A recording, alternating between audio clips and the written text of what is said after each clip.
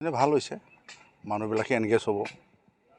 আৰু এই গৰু বজাৰ খাজলগাঁৱত আছিলে আগতে, তাৰপিছত বন্ধ হৈ গৈছে। আকৌ এতিয়া সেইটো মানে বজাৰটো গুৱাহাটীত আকৌ খুলিলে। আমাৰ BTC প্ৰশাসনৰ পৰা যিটো মাৰ্কেট বিভাগৰ পৰা সেইটো মুকলি কৰি দিছে, মই ভাবোঁ ভাল হৈছে আৰু মানে সেইটো হোৱা মানে বিজনেছ মানে তো মানে গ্ৰ'থ হোৱা, খাজলগাঁৱৰ যিটো বজাৰ সেইটো ডাঙৰ হোৱা, সেইটোৱে মানে ভাল আৰু চোৰৰ কথাটো কি ক'ম। এতিয়া চোৰটো যি হৈ আছে মানে কৰি আছে, এইবিলাক আমি প্ৰশাসনক জনাব লাগিব, ৰাইজেও সজাগ হ'ব লাগিব। মানে আমি যদি সজাগ নহয়, গাঁৱে গাঁৱে যদি ঠিক নাথাকে, তেতিয়াহ'লেতো এইটো চলি থাকিব। মানে মানুহটো বাহিৰৰ নহয় না, ওচৰতে হ'ব, কোনোবা জানা চিনা হ'ব। সেই গতিকে সেইটো কণ্ট্ৰল কৰিব পাৰে।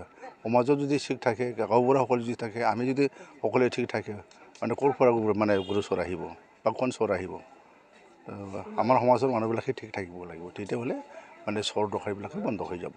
বিক্ৰী হোৱা নাই, আনিছিলোঁ বজাৰত, এতিয়ালৈকে মানুহ অহা নাই। দুই একজন আহিছে মানে কিনিব, মানে ভয় খাই আছে, ল'ব পাৰিম না নাই এনেকৈ ভাবি আছে।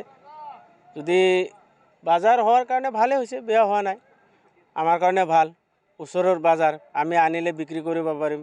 ঠেকা বেঠেকাৰ কাৰণে, ল'ৰা ছোৱালী পঢ়া শুনাৰ কাৰণে আমি যিকোনো এটা বিক্ৰী কৰিব লাগে, আমাৰ কাৰণে সুবিধা হ'ল।